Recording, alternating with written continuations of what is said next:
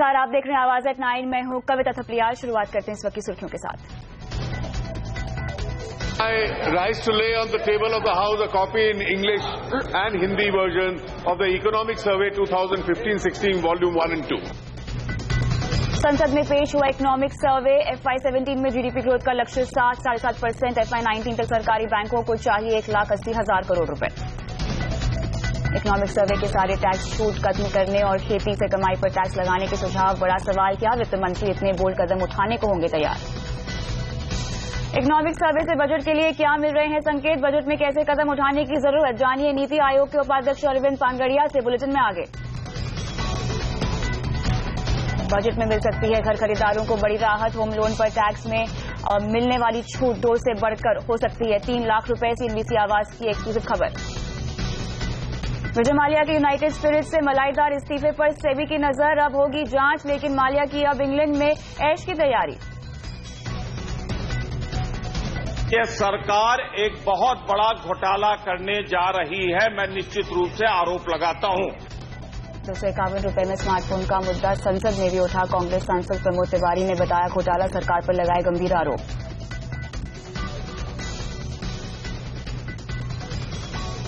और आवाज एट 9 में सबसे पहले बात करेंगे आज आए इकोनॉमिक सर्वे की।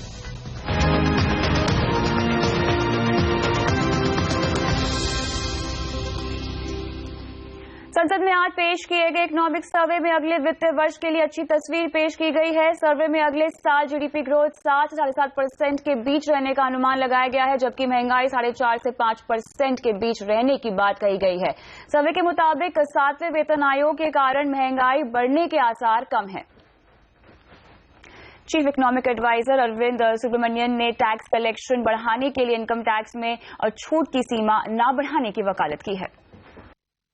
In terms of the number of taxpayers, individual income taxpayers, we do seem to be an outlier, and our kind of rough, crude estimates suggest that, the ratio of taxpayers to voters in India is 4%, and we kind of crudely estimate that it should be something like 23% for a country at its level of economic development. There are some solutions, like, for example, on the right-hand side, you see the top chart is exemption limits. They've been rising very steadily, much faster than, per capita GDP has been growing. So one low-hanging fruit is, just not to increase exemption limits and allow natural increases in income of those to come into the tax net. And that's a way for increasing the number of taxpayers. Economic survey में कई bold सुझाव भी दिए गए हैं और इनमें income tax छूट खत्म करने और खेती से कमाई पर टैक्स लगाने के सुझाव भी दिए गए हैं। इस मुद्दे पर आइए और बातचीत के लिए हमारे साथ अब जुड़ रहे हमारे बैंकिंग एडिटर प्रदीप पंड्या।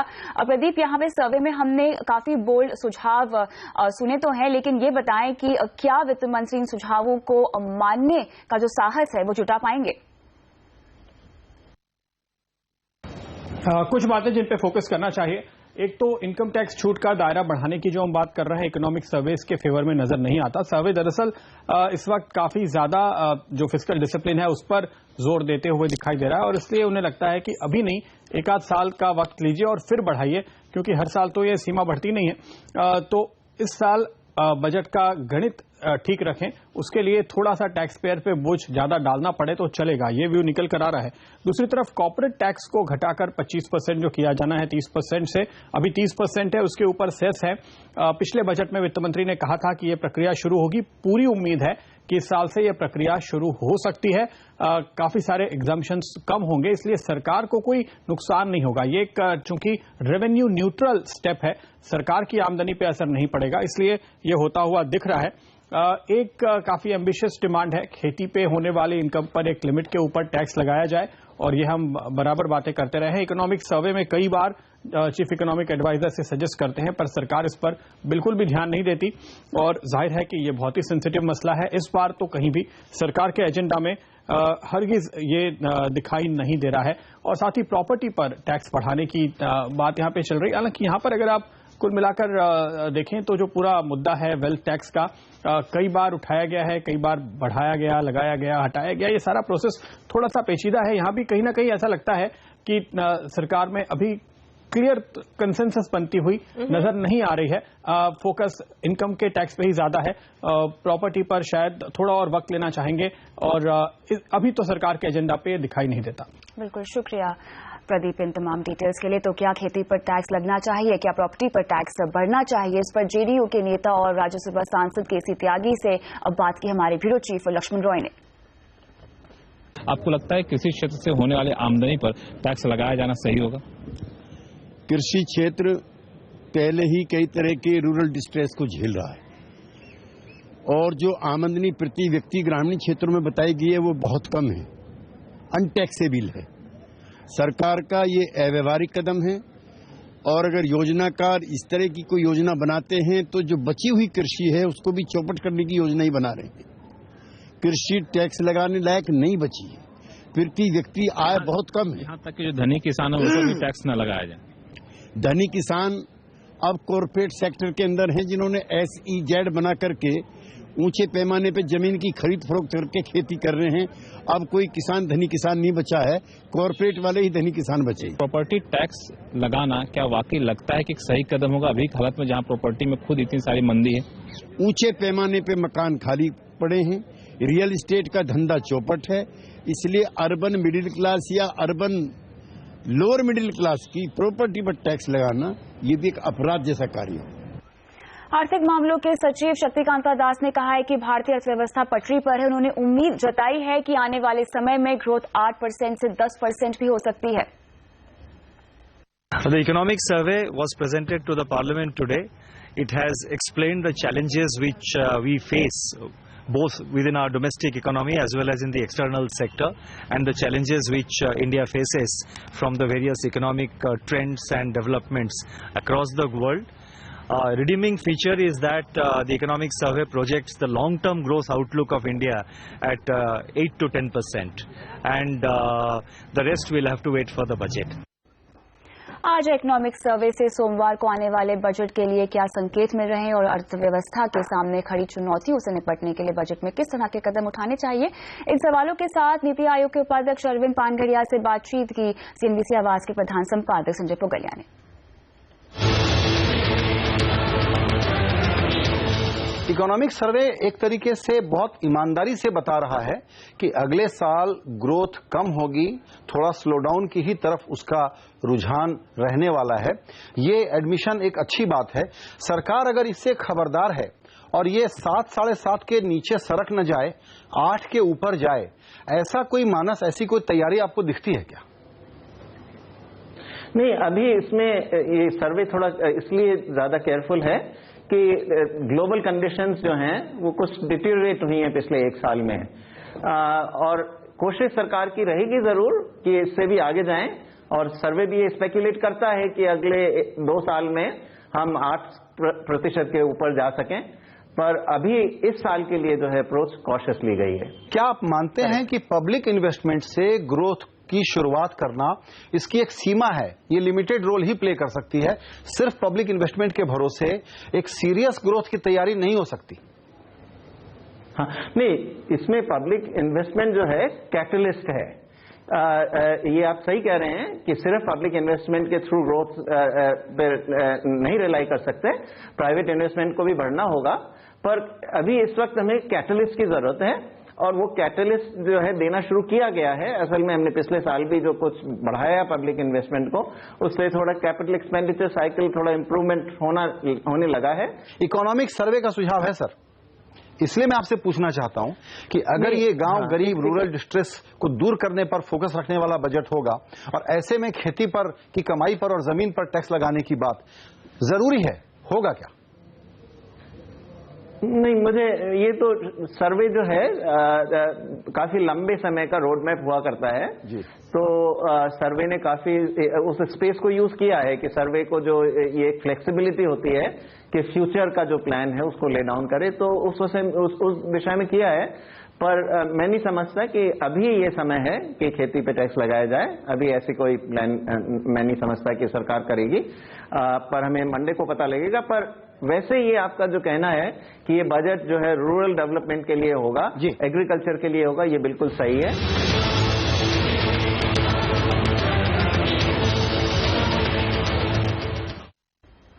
इस बार बजट में घर खरीदारों को बड़ी राहत मिल सकती है। सरकार होम लोन पर मिलने वाली टैक्स छूट का दायरा बढ़ा सकती है। इस बजट एक्सक्लूसिव पर और जानकारी के लिए हमारे साथ जुड़ रहे हमारे सहयोगी विपिन भट्ट। विपिन, ये समझाएं कि बजट में घर खरीदारों को किस तरह की राहत मिल सकती है। जी, ये बहुत अच्छी खबर साबित हो सकती है, क्योंकि हमारे सूत्रों ने हमें बताया कि होम लोन पर जो आपको टैक्स में छूट मिलती है, दो तरह की होती है। एक आपको प्रिंसिपल पे मिलती है, दूसरी इंटरेस्ट पे मिलती है। तो जो इंटरेस्ट पार्ट है, जो आईटी का सेक्शन 24 है, उसमें 2 लाख रुपए तक की टैक्स छूट अभी आपको मिलती है। मांग तो 5 लाख तक की जाती है, लेकिन ये हमारे सूत्र बता रहे हैं कि इस बार इस बजट में उस 2 लाख को बढ़ाकर 3 लाख करने की पूरी संभावना है। सरकार इस पर अपना मन बना चुकी है, क्योंकि हाउसिंग इन ऑल उनके रडार पर बहुत ज्यादा, अफोर्डेबल हाउसिंग पर उनका फोकस है, लेकिन वो हाउसिंग को सबके लिए आसान बनानी चाहती हैं। तो ये 2 लाख रुपए की छूट बढ़कर अब 3 लाख रुपए तक हो सकती है। और इसमें भी एक और इंपॉर्टेंट पॉइंट है, जो ऐलान हम बजट में होता देख सकते हैं, वो ये है कि अगर कोई अंडर कंस्ट्रक्शन प्रॉपर्टी खरीदता है और उसे 3 साल से ज्यादा का वक्त लग जाता है डिलीवर होने में, तो ये छूट घट के सिर्फ 30,000 रुपए हो जाती है। इसमें गलती होती है डेवलपर की, बायर के हिस्से में कोई गलत नहीं होता है, लेकिन भुगतान करना पड़ता है उसे। तो यहां पर भी सरकार ये सोच रही है कि अब इस समय सीमा को बढ़ा दिया जाए। 3 साल में भी अगर पोजीशन ना मिले किसी को, लेकिन उसे जो इनकम टैक्स में छूट है वो पूरी मिले, जो कि बढ़कर अब 3 लाख रुपए हो सकती है। अब जब बजट की हो रही है तो सिर्फ एक चैनल का नाम याद आता है, सीएनबीसी आवाज का। 29 फरवरी को आम बजट पेश होने वाला है और एक बार फिर सीएनबीसी आवाज पर होगी सबसे बड़ी कवरेज। सीएनबीसी आवाज पर बजट विशेषज्ञों का बड़ा पैनल आपको बजट की बारीकियां समझाएगा। हमारे साथ होंगे कोटक महिंद्रा एएमसी के एमडी नीलेश शाह, मोतीलाल ओसवाल के joint MD Ramdev Agarwal, Icon investment के चेयरमैन अनिल सिंघवी, वेल्सपिन इंडिया के सीईओ और ED Deepali Goenka, tax expert TP Oswal, मशहूर अर्थशास्त्री इला पटनायक। साथ ही हमारे साथ होंगे वरिष्ठ पत्रकार टीसी श्रीनिवास राघवन, द वायर.in के फाउंडिंग एडिटर एमके वेणु और राजनीतिक विश्लेषक मनीषा प्रियम। आपको ये भी बता दें कि आवाज पर 29 फरवरी को सुबह 11 बजे से वित्त मंत्री अरुण जेटली का पूरा भाषण आप हिंदी में सुन सकते हैं, वो भी बिना किसी ब्रेक के। और बजट की भाषा अक्सर तकनीकी होती है, लेकिन सीएनबीसी आवाज आपको आसान भाषा में बजट का मतलब समझाएगा। तो देखना मत भूलिएगा, बजट पर सबसे बड़ी कवरेज सिर्फ सीएनबीसी आवाज पर।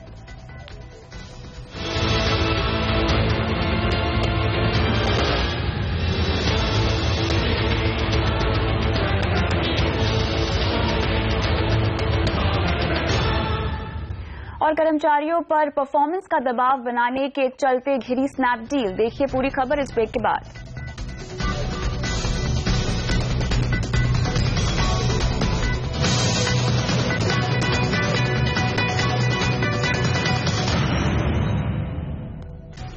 बैंक का 7,000 करोड़ रुपया देकर चुके विजय माल्या अब देश छोड़कर जा रहे हैं। जी हां, भारत में अपना सब कुछ गंवा चुके माल्या की अय्याशी अब इंग्लैंड में होगी। हालांकि अब उनके मलाईदार इस्तीफे पर सेबी की नजर पड़ गई है।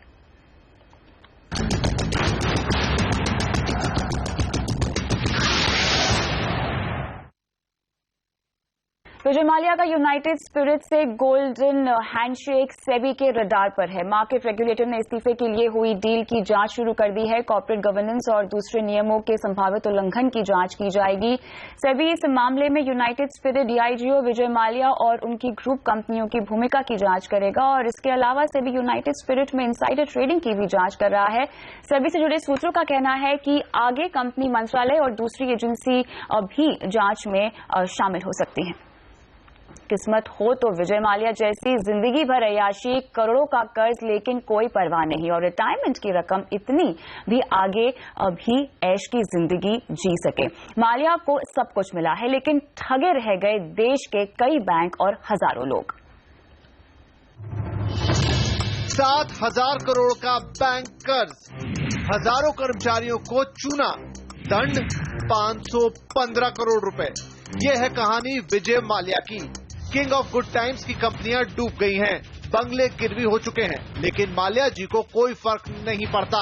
और तो और माल्या को मिलेगा तोहफा 515 करोड़ रुपए का। आप पूछेंगे 515 करोड़ रुपए किस बात के? ये रकम माल्या को डीआईजीओ देगी पीछा छुड़ाने के लिए। इसके बदले में माल्या ने यूनाइटेड स्पिरिट के चेयरमैन पद से इस्तीफा दे दिया है। इस्तीफा देने के बाद माल्या जी जाएंगे ब्रिटेन, जहां एक आलीशान महल उनका इंतजार कर रहा है। वहां लग्जरी कारों का कलेक्शन भी तैयार है और यहाँ कर्जदार हाथ मलते हुए रह जाएंगे। इन कर्जदारों में सरकारी बैंक हैं जो आज एनपीए से जूझ रहे हैं। यूएसएल का गारंटी कभी भी नहीं था, इसमें जो प्रमोटर थे उनका गारंटी था और यूबीएचएल का गारंटी था। So this I will not affect whatever are our claims. Mallya की लाइफस्टाइल में कभी कोई फर्क आया ही नहीं। कुछ महीने पहले उनका 60वां जन्मदिन भी शान शौकत से मनाया गया और इस अय्याशी को कम से कम अगले 5 साल तक मेंटेन करने का इंतजाम भी हो चुका है। ऐसे में सवाल ये बनता है कि क्या माल्या को इतने डिफॉल्ट करने के बाद मोटी रकम लेकर इंग्लैंड जाने देना चाहिए? कोई कारण नहीं है कि भारत सरकार को बैकफुट पे जाके खेले, फ्रंट फुट पे जाएं और कहें कि हमको अपना पैसा वसूल करना है। यहाँ तो ये भी हो कि इनको इंडिया से बाहर जाने की इजाजत ना हो। अगर एक्सट्रीम स्टेप लेना है, पासपोर्ट रिवोक किया जाए। क्या ललित मोदी का केस थोड़ी रिपीट करने का? यहाँ पर आप विजय माल्या जी को बाहर मत जाने दीजिएगा। माल्या के लाइफस्टाइल को सपोर्ट करने वाले कर्जदारों और नेताओं पर क्या एक्शन होगा और क्या माल्या का मोटो यही रहेगा कि पार्टी अभी जारी है? Bureau report. स्नैपडील की मुश्किलें बढ़ती जा रही हैं। कर्मचारियों को बाहर का रास्ता दिखाने पर कंपनी श्रम मंत्रालय के निशाने पर आ गई है, लेकिन स्टार्टअप्स में छटनी की कहानी सिर्फ स्नैपडील की नहीं है। ईशा शर्मा और राधिका कुमार बता रही हैं कि किस तरह नौकरी का ख्वाब दिखाने वाले स्टार्टअप में अब कहानियां बदल रही हैं।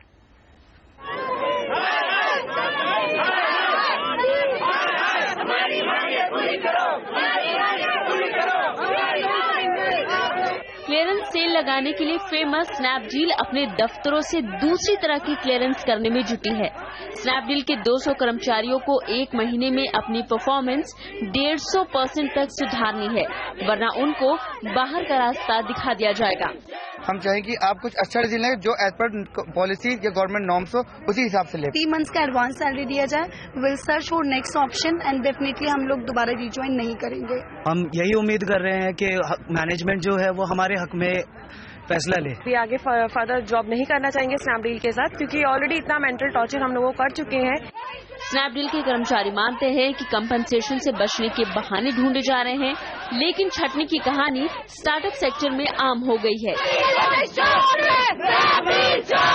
इससे पहले हाउसिंग.com, जोमैटो और टाइनी आउल ने भी कॉस्ट कटिंग का हवाला देकर लोगों को नौकरी से निकाला। वहीं जुलाई 2015 से दिसंबर 2015 के बीच स्टार्टअप्स ने करीब 3270 लोगों की छटनी की। बहुत सारा पैसा इन्वेस्ट किया गया ई कॉमर्स इंडस्ट्री में and at the end of the day वो पैसा का क्या रिटर्न ऑफ इन्वेस्टमेंट हो रहा है, सूनर और लेटर ये सवाल पूछे जाएंगे और जो हो रहा है उसी का नतीजा है। अनुमान ये है कि 2016 में स्टार्टअप बाजार 2,57,000 करोड़ रुपए का हो जाएगा, जिसमें 2.5 लाख लोगों को नौकरी मिल सकती है। लेकिन अगर छटनियां ऐसी ही होती रही तो स्टार्टअप्स के लिए अच्छे कैंडिडेट्स को हायर करना मुश्किल हो जाएगा। स्टार्टअप्स की हायर और फायर पॉलिसी से एम्प्लॉयज परेशान हैं और उनके मन में अनिश्चितता बनी हुई है। ऐसे में ग्रोथ ड्राइवर्स माने जाने वाली ये स्टार्टअप्स क्या वाकई में नौकरियां क्रिएट कर पाएंगे, ये देखना बाकी है। राधिका कुमार के साथ ईशा शर्मा, दिल्ली। बात करते हैं बाजार में हुए आज के कारोबार की। मजबूत ग्लोबल संकेतों के चलते आज बाजार में हमने खरीदारी लौटते हुए देखी है और आज इसी के दम पे हमने देखा कि सेंसेक्स 178 पॉइंट चढ़कर 23,154 पर बंद हुआ है। वहीं निफ्टी की बात करें तो ये 7,000 को आज पार कर गया। बाजार के लिए आज बैंक शेयर सबसे बड़े बूस्टर साबित हुए और इसके अलावा क्रूड की रिकवरी और बजट से पहले की खरीदारी के चलते हमने बाजार में आज अच्छा रुख देखा। Yes bank, HDFC bank, Kotak Mahindra सहित PSU बैंकों में बढ़त आज हमने देखी, तो वहीं हिंडाल्को और वेदांता जैसे मेटल शेयर भी आज हमें मजबूती के साथ ही कारोबार करते हुए दिखाई दे। पूर्व वित्त मंत्री यशवंत सिन्हा का मानना है कि GST का लागू होना तो जरूरी है ही, लेकिन सिर्फ GST से सभी आर्थिक दिक्कतें नहीं सुलझेंगी। यशवंत सिन्हा ने CNBC आवाज के प्रधान संपादक संजय पुगलिया से एक्सक्लूसिव बातचीत में कहा कि सरकार को GST की दिशा में आगे बढ़ना चाहिए, लेकिन उन बिलों को भी पास करना चाहिए जिन पर आम सहमति है। बहुत बड़ा अच्छा प्लान आ सकता है, लेकिन अगर GST, लैंड और लेबर ये 3 चीजें एड्रेस न हो तो एक ठीक ठाक सा एम्बिशन भी कैसे हम उसको अमली जामा पहना पाएंगे? नहीं, GST बहुत महत्वपूर्ण है और GST निश्चित रूप से पास होना चाहिए, लेकिन मैं आपको याद दिलाना चाहूंगा कि अगर बाकी की परिस्थितियां अनुकूल होती हैं, जैसे 2003-4 से लेकर 2007-8 तक रही, तो हम 8% प्लस ग्रोथ रेट लगातार अचीव करते रहे। किसी साल हम 10% के आसपास भी चले गए, कोई जीएसटी नहीं था। जीएसटी महत्वपूर्ण है, लेकिन अकेले जीएसटी सब कुछ कर लेगा ऐसा सोचना भी गलत है। जीएसटी से मदद मिलेगी और वो मदद मिलनी भी चाहिए, लेकिन अगर जीएसटी नहीं भी पास होता है तब भी हमें आगे बढ़ने का प्रयास करते रहना चाहिए। दूसरा जो है वो बैंक्रप्सी बिल के बारे में बात होती है। मुझे लगता है कि बैंक्रप्सी बिल को लेकर बहुत ज्यादा विरोध नहीं है और उसको पास कराने का प्रयास सरकार को करना चाहिए। राज्यसभा के रन में अब सिर कलम करने पर सियासत गर्मा गई है। दलित छात्र रोहित की खुदकुशी पर आज सदन के भीतर और बाहर माहौल गरमाया रहा। बीएसपी अध्यक्ष मायावती ने कहा कि ईरानी के जवाब से वो संतुष्ट नहीं है और अब मंत्री अपना वादा निभाए। देखिए स्मृति ईरानी और मायावती की जुबानी जंग। अगर मेरे जवाब से आप संतुष्ट न हो, आज इस सभा में कहती हूँ मायावती जी, मैं आज बसपा के एक एक कार्यकर्ता और आपके नेताओं से कहती हूँ, सर कलम करके आपके चरणों में छोड़ देंगे अगर मेरे जवाब से आप असंतुष्ट हो। आप मेरे जवाब से संतुष्ट नहीं होती है तो मैं अपना सर कलम करके आपके कदमों में डाल दूंगी। मैं तो उन्होंने तो काम ही ऐसा किया है कि और जो 1% भी 1% भी मैं उनके जवाब से सहमत नहीं हूँ। मैंने हाउस के अंदर कहा, अब उनको अपना सर कलम करके मेरे पैरों के अंदर डाल देना चाहिए, लेकिन वो सपने में भी ऐसा नहीं कर सकती है। तो यहाँ जुबानी जंग और गरमाती हुई, लेकिन इस बीच आवाज एट 9 में इतना ही। आप बने रहिए CNBC आवाज के साथ। नमस्कार।